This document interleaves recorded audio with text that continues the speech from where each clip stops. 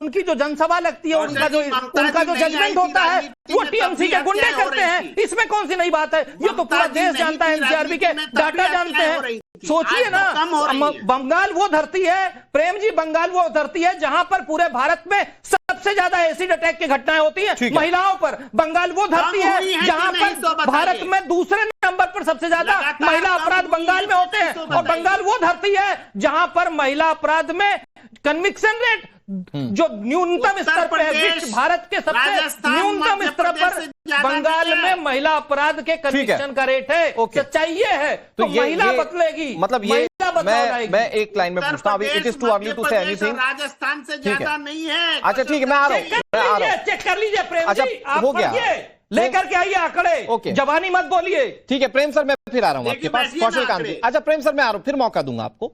कौशल कांत जी, मैं एक लाइन में पूछना चाह रहा हूं, मैं फिर उसके बाद सोफिया जी के पास जा रहा हूं। मतलब ये जो बंपर वोटिंग हुई है, ये बीजेपी के फेवर की वोटिंग, आप ये कह रहे हैं? ये तो बंगाल बदल रहा है भाई। अच्छा, आप ये देखिए, इतने सब कुछ होने के बाद भी अगर इतनी वोटिंग हो रही है तो किसके लिए हो रही है? अच्छा, बदलाव के लिए हो रही है। सोफिया खान जी, आपको भी यही लगता है इतना कुछ होने के बाद ये जो बंपर वोटिंग हो रही है? मतलब ये बात तो सही है, ये लोकतंत्र की जीत है कि भाई एक तरफ तो हिंसा वाली तस्वीरें सामने आ रही हैं, कार्यकर्ता अभी भी रोक रहे हैं कि आप पोलिंग बूथ तक मत जाइए, उसके बावजूद भी तकरीबन 80% वोटिंग 3 बजे तक बंगाल में होना, यह लोकतंत्र की जीत तो है मैम, लेकिन यह पॉलिटिकली किसकी जीत हो रही है? क्या दिख रहा है आपको सोफिया खान जी? देखिए, पश्चिम बंगाल में आज जो पहले चरण का जो वोटिंग है उसमें 2 करोड़ महिलाओं ने ये जो उन्नयन का परचम लहराया है, वो बात समझ में आती है कि चौथी बार ममता बनर्जी की सरकार फिर से डेफिनेटली बन रही है। और जहां तक बात है, देखिए ये जो घटनाएं मैं देख पा रही हूँ आपके टीवी के माध्यम से, मुझे लगता है कि मैं थोड़ा सा बीच में रोक रहा हूँ, माफी के साथ रोक रहा हूँ। मैं ये कह रहा हूँ कि क्या आप इसके पीछे कोई आइडेंटिकल कोई कारण बता पाएंगे कि क्या कारण है? क्योंकि अमूमन हम ये मानते हैं कि कोई सरकार जो 10-15 साल चल रही हो, एंटी इनकम्बेंसी उसके खिलाफ अपने आप होती है। बंपर वोटिंग को जो राजनीतिक पंडित मानते हैं वो इससे जोड़कर देखते हैं कि भैया सत्ता जाने वाली है। आप लोग अगर अपनी जीत मान रहे हैं तो इसके पीछे का कारण अगर आप समझाएं तो शायद ज्यादा बेहतर। मैं आंकड़ों के साथ बताती हूँ, मैं समझाती हूँ आपको। देखो, एसआईआर से डेफिनेटली पश्चिम बंगाल के लोग बिल्कुल अनॉय हुए हैं, बहुत परेशान हुए थे। लेकिन मुझे लगता है एसआईआर का एक पॉजिटिव, हर एक चीज का एक पॉजिटिव इफेक्ट भी होता है। तो मुझे लगता है पॉजिटिविटी ये है कि एसआईआर के कारण लोग थोड़े बहुत जागरूक हुए हैं कि उनको वोटिंग करना चाहिए। और आने वाले समय में जैसे 2002 में लोगों के लिस्ट में नाम थे या नहीं, तो उसके आधार पर बहुत लोगों को सारी चीजें प्रमाण करनी पड़ी। तो मुझे लगता है इस बार की जो वोटिंग है वो उन्नयन के तौर पे जरूर किया है लोगों ने, लेकिन इस बार खास एक वोटिंग करने का मकसद है कि लोगों को लगता है कि उन लोगों को वोटिंग लिस्ट में बने रहने के लिए वोटिंग करना चाहिए। और डेफिनेटली ज्यादा वोटिंग करने का मतलब क्या इसका एक पहलू ये नहीं हो सकता है कि बंपर वोटिंग में एक बड़ा कारण ये भी हो, अच्छे परसेंटेज आने का कारण ये भी तो हो सकता है ना कि बोगस वोटर्स जो थे वो सारे हट गए, तो जितने लोग थे मतदाता वो वोट डालने गए तो परसेंटेज अपने आप बढ़ा? क्या ये कारण नहीं हो सकता?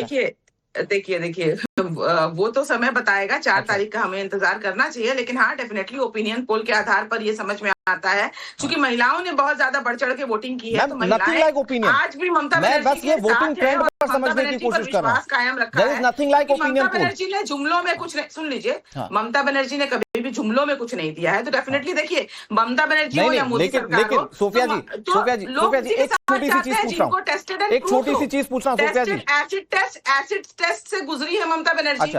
तो एक छोटी सी चीज पूछ रहा हूं मैम, क्योंकि भारतीय जनता पार्टी ने पूरा चुनाव लड़ा इस बात पर कि हम बंगाली अस्मिता को लेकर आएंगे, और बंगाली अस्मिता के पीछे का पूरा कारण ये बताया गया कि घुसपैठियों की वजह से बंगाली अस्मिता खत्म हो रही है। और बीजेपी ये मानकर चल रही है कि वो बंगाली अस्मिता वाला जो दाव था, वो काम कर गया, उसके चलते लोग वोट डाल रहे बीजेपी को। बंगाल में जब अन्य राज्यों के लोग आकर यहाँ पर, देखिए इनके स्टार कैंपेनर थे वो भी बंगाली नहीं थे। इनके स्टार कैंपेनर में 2-4 को छोड़कर सारे लोग बाहरी थे। तो बंगाली अस्मिता की ये बात ना करे तो अच्छा है, क्योंकि बंगालियों का ये तो हमारे रविन्द्रनाथ टैगोर, उनका नाम तक अमित शाह जी ने ले पाते। बंगाल लेकिन है तो देश का हिस्सा ना। बंकिम चट्टोपाध्याय को बंकिम दा कहते हैं। तो बंगाली अस्मिता एक सेकंड, तो मतलब मैम सोफिया जी आप ये कह रही हैं, सोफिया जी आप ये कह रही हैं कि पलायन वाला मुद्दा, माफ कीजिएगा पलायन नहीं, ये जो घुसपैठ वाला मुद्दा ये नहीं चला, कुल मिलाकर ये कह रही हैं? देखिए, घुसपैठ वाला मुद्दा इन्होंने कहा था, शुभेंदु अधिकारी 4 महीने पहले से चिल्ला रहा है कि 1.5 करोड़ रोहिंग्या हैं, 91 लाख नाम कटे, जिसमें कई लोग थे, पलायन हो गए। सोफिया जी से ये पूछना चाहूंगा, वो ये कह रही हैं कि बीजेपी के पास बंगाल के कोई स्टार कैंपेनर नहीं है। अगर टीएमसी अपनी खुद कैंपेन करने के लिए अगर उत्तर प्रदेश में आएगी तो किसको लेके आएगी? ममता बनर्जी को ही तो लेके आएगी, और किसको लेके आएगी भाई? ठीक है, आपके पास हैं कितने लोग? लेकिन आपके लिए हमारे देश का नागरिक घुसपैठिया है, और जो बंगाली रोहिंग्या घुसपैठिया है वो आपके रिश्तेदार हैं, ममता जी के दामाद हैं। ठीक है सर, क्या बात करते हो यार? सर अच्छी इंटरेस्टिंग बात यह है कि लोगों ने जबरदस्त रुचि दिखाई है पहले फेज की वोटिंग के लिए। वो घर से निकले, वोट डालने गए। 4 तारीख का इंतजार कीजिए, किसको वोट पड़ा ये पता चल जाएगा। फिलहाल बहुत शुक्रिया आप सभी मेहमानों का हमारे साथ जुड़ने के लिए और तमाम बातचीत करने के लिए। वक्त एक छोटे से ब्रेक का है, लेकिन बड़ी कवरेज टाइम्स नाउ नवभारत पर इस चुनाव को लेकर लगातार जारी है। बंगाल में बंपर वोटिंग, खूनी बवाल, बदलने खड़े। ओके, जवानी मत बोलिए। ठीक है प्रेम सर, मैं फिर आ रहा हूं आपके पास। कौशल कांत जी, अच्छा प्रेम सर मैं आ रहा हूं, फिर मौका दूंगा आपको। कौशल कांत जी, मैं एक लाइन में पूछना चाह रहा हूं, मैं फिर उसके बाद सोफिया जी के पास जा रहा हूं। मतलब ये जो बंपर वोटिंग हुई है ये बीजेपी के फेवर की वोटिंग, आप ये कह रहे हैं? ये तो बंगाल बदल रहा है भाई। अच्छा, आप ये देखिए, इतने सब कुछ होने के बाद भी अगर इतनी वोटिंग हो रही है तो किसके लिए हो रही है? अच्छा, बदलाव के लिए हो रही है। सोफिया खान जी, आपको भी यही लगता है इतना कुछ होने के बाद ये जो बंपर वोटिंग हो रही है, मतलब ये बात तो सही है, ये लोकतंत्र की जीत है कि भाई एक तरफ तो हिंसा वाली तस्वीरें सामने आ रही हैं, कार्यकर्ता अभी भी रोक रहे हैं कि आप पोलिंग बूथ तक मत जाइए, उसके बावजूद भी तकरीबन 80% वोटिंग 3 बजे तक बंगाल में होना, ये लोकतंत्र की जीत तो है मैम, लेकिन ये पॉलिटिकली किसकी जीत हो रही है? क्या दिख रहा है आपको सोफिया खान जी?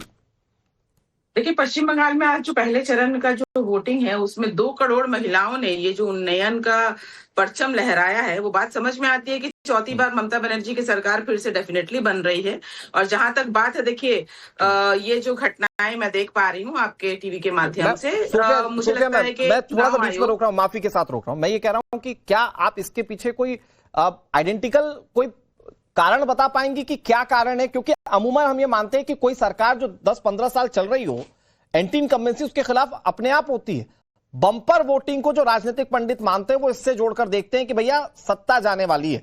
आप लोग अगर अपनी जीत मान रहे हैं तो इसके पीछे का कारण अगर आप समझाएं तो शायद ज्यादा बेहतर। मैं आंकड़ों के साथ बताती हूँ, मैं समझाती हूँ आपको। देखो, एसआईआर से डेफिनेटली पश्चिम बंगाल के लोग बिल्कुल एनॉय हुए हैं, बहुत परेशान हुए थे। लेकिन मुझे लगता है एसआईआर का एक पॉजिटिव, हर एक चीज का एक पॉजिटिव इफेक्ट भी होता है।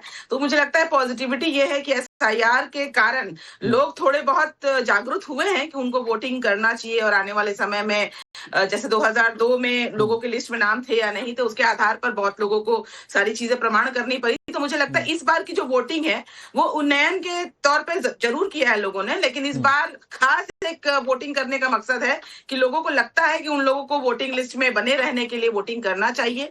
और डेफिनेटली ज्यादा वोटिंग करने का मतलब क्या इसका एक पहलू ये नहीं हो सकता है कि बंपर वोटिंग में एक बड़ा कारण ये भी हो, अच्छे परसेंटेज आने का कारण ये भी तो हो सकता है ना कि बोगस वोटर्स जो थे वो सारे हट गए, तो जितने लोग थे मतदाता वो वोट डालने गए तो परसेंटेज अपने आप बढ़ा? क्या ये कारण नहीं हो सकता? देखिए वो तो समय बताएगा। 4 तारीख का हमें इंतजार करना चाहिए, लेकिन हाँ डेफिनेटली ओपिनियन पोल के आधार पर ये समझ में आता है, क्योंकि महिलाओं ने बहुत ज्यादा बढ़ चढ़ के वोटिंग की है। तो महिलाएं आज भी ममता बनर्जी के वोटिंग ट्रेंड पर समझने की कोशिश कर रहा हूं, कायम रखा है। ममता बनर्जी ने जुमलों में कुछ नहीं, सुन लीजिए, ममता बनर्जी ने कभी भी जुमलों में कुछ नहीं दिया है। तो डेफिनेटली देखिए, ममता बनर्जी हो या मोदी सरकार हो, सोफिया जी एक छोटी सी चीज पूछ रहा हूं, सोफिया जी, एसिड टेस्ट से गुजरी है ममता बनर्जी।